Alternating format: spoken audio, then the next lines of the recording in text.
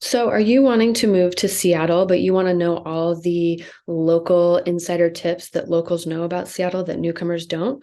Well, stay tuned. This video, I'm going to tell you all those secret tidbits that locals know about living in Seattle.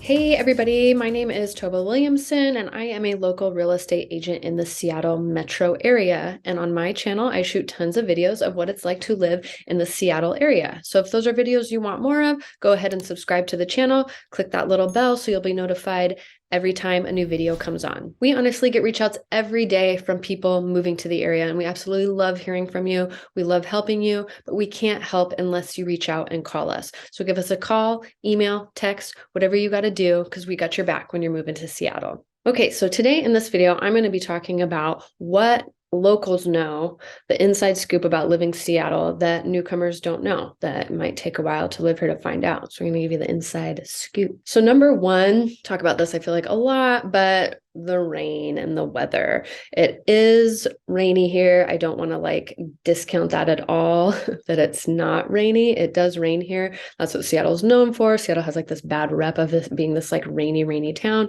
But people that live here know it's just not as bad as what everybody makes it out to be. And maybe we're just all used to it. There's definitely people that comment that are like, oh, the rain, it sucks. It's terrible. I hated it.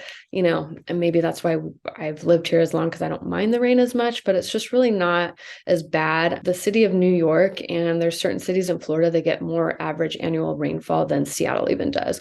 So it's not like we're just torrential downpouring all the time. A lot of times it's a slight drizzle. And the biggest thing I'd say, yeah, we're known for rain, but more it's cloudy days. We have more cloudy days for sure. It'll be a lot of times where it's cloudy in the morning, or it will clear up in the afternoon, or maybe it'll be really clear in the afternoon and then the rain rolls in. The weather changes a lot, and we definitely get those periods of time where it just is a wet period and it is raining for days on end, it seems. But it's just not, I don't know. I guess it doesn't bother me as bad because I've lived here a while now. You just get rain boots and a jacket with a hood, and you still go do things. You still live your life. It's just part of it. And one thing that is kind of the secret that Seattleites are oh yeah, tell everybody that it rains here all the time. But in the summer, it's absolutely beautiful. Once summer hits, sometimes it takes a while for summer to hit. This year it was June and it was still 50 degrees. It took a minute, but once summer does click in, it is so nice and so beautiful here. Blue skies, it never rains in the summer once you get that summer start. So it's really beautiful. And that's what people that live here are oh yeah, let everybody think that it rains all the time, so they don't come here during this absolutely amazing time. So the rain, I don't want to discount it, that it's not a big deal, especially if you're moving here from somewhere warm where you don't get a lot of rain and you see the sunshine all day. Definitely going to be an adjustment, but I don't know, it's just not that bad, I don't think. So the number two thing that insiders know, or locals know that new people don't, is Starbucks is not the only coffee shop around. It's not the end all be all of coffee. No hate against Starbucks. It's good when it's consistent. You know what you're getting all the time, especially if I'm out of town and going to other new places. You know what Starbucks has, and you know you're going to get a pretty decent cup of coffee, right? But living here, there's so many other good coffee shops besides Starbucks. Yes, there are Starbucks literally in every neighborhood, every corner. Sometimes they're in a Safeway or a Fred Meyer, and then you have a block over, there's another Starbucks. They are everywhere. They have their place here, but there are so many other good coffee shops. There's a ton of good bakeries that make fresh daily baked goods that are so delicious, and they carry good coffee or good espresso. So there's just so many other good coffee shops. Don't move here and think that Starbucks is your only coffee option, because there's so many other. Cafe Vita is a good coffee place. Cafe Umbria, there's just a ton. Cafe Ladro is a good little coffee shop. Victrola coffee roasters, there's a lot more out there besides Starbucks. So feel free to explore coffee shops once you move out here. Number three thing that a lot of people know, if you can tell by my background, there's a lot of water here. Seattle's in Puget Sound. There's a ton of islands around here and just like peninsulas and just weaving water all around. We've got lakes, we've got saltwater. So boating and like commuting by water vessels is very common. We have the water taxi that goes between West Seattle and downtown. We have fast ferries that connect Kitsap County and other areas to the city, and same with the Washington State ferries that you can drive onto and get into the city or get out into nature. There's a ton of islands and other vacation spots too that a lot of people, they go out camping, they come out on the peninsula, and you take a ferry to get there because driving around is like, it takes forever and then you get stuck in traffic. So water transit is like a very major thing. Oh, I was going to say that picture, that's like something on the waterfront. The ferries kind of look like that little thing right there in the background. But if you're downtown, you're on Elliott Bay, you'll look out and you see the ferries going back and forth, and boating. Like boating is very big here. A lot of people have their own boats, and that's like what they do for vacation. They get on their boat and they go like cruise around to the different islands and areas and sleep on their boats and live on their boats.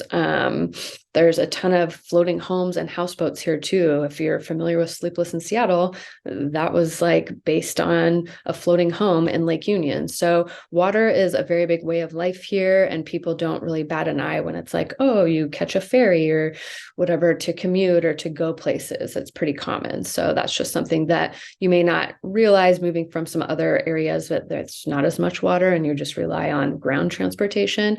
Boating is a very legit way to get around here. Number 4, too, is the city is very walkable.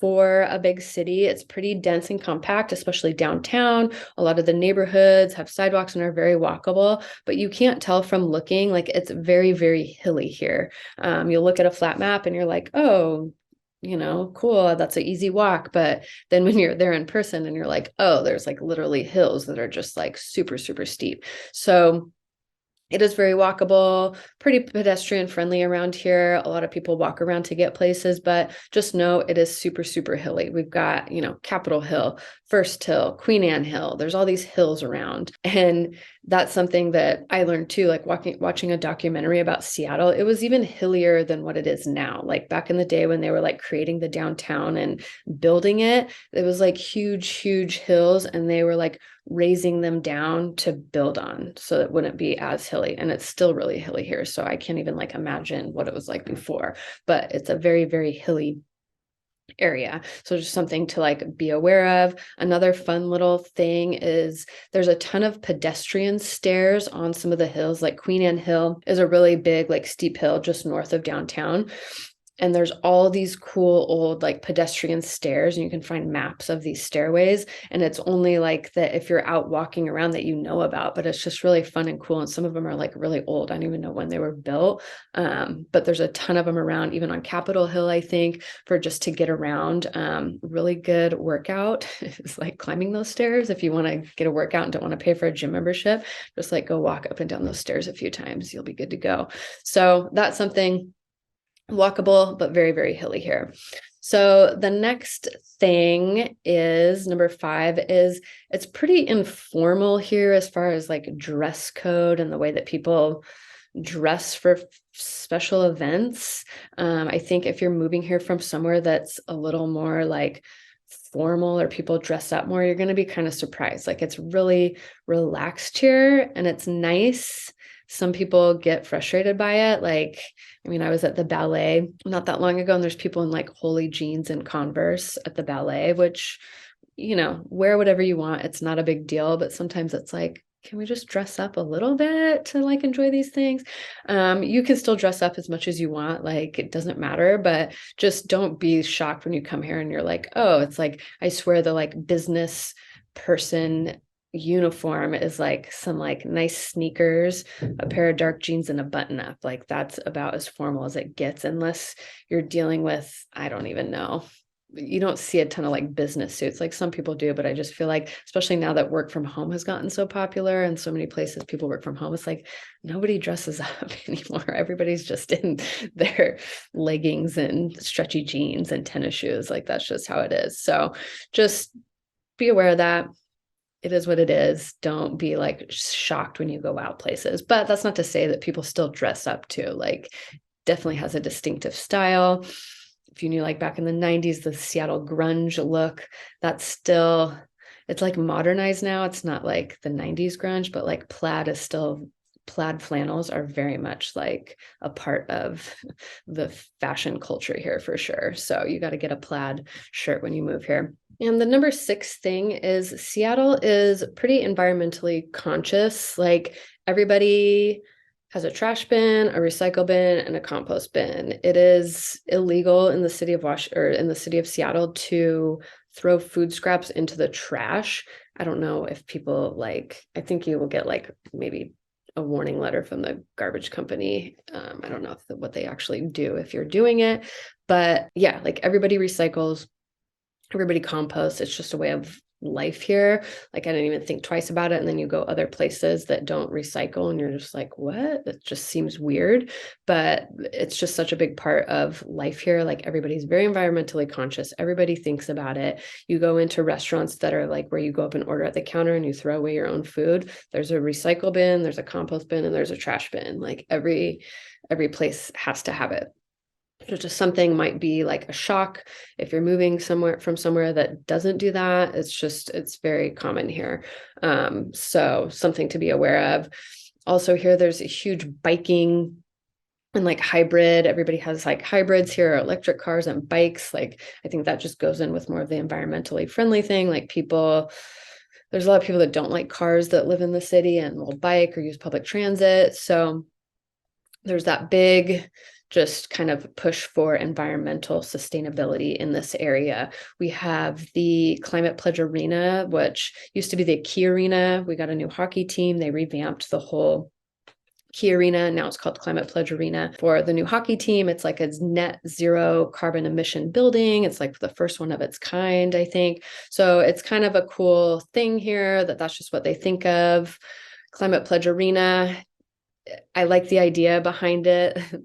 It's really hard to say. It doesn't roll off the tongue like Key Arena used to. Climate Pledge Arena, it's kind of like chunky to say. I wish they could have thought of a more like, I don't know, exciting name for it, but the thought is there and it's a good, I guess, idea to do. So definitely more environmentally conscious here than a lot of places. And so you're just definitely going to see that. And it's just integrated into our daily life. And it's just how it is living here. So the 7th and final thing that locals know that newcomers don't is that cream cheese is really good on a hot dog. Like, it sounds weird. It sounds gross when I first heard it. I'm like, what? Cream cheese on a hot dog? But it's so good. It's called the Seattle dog and it's cream cheese on a hot dog.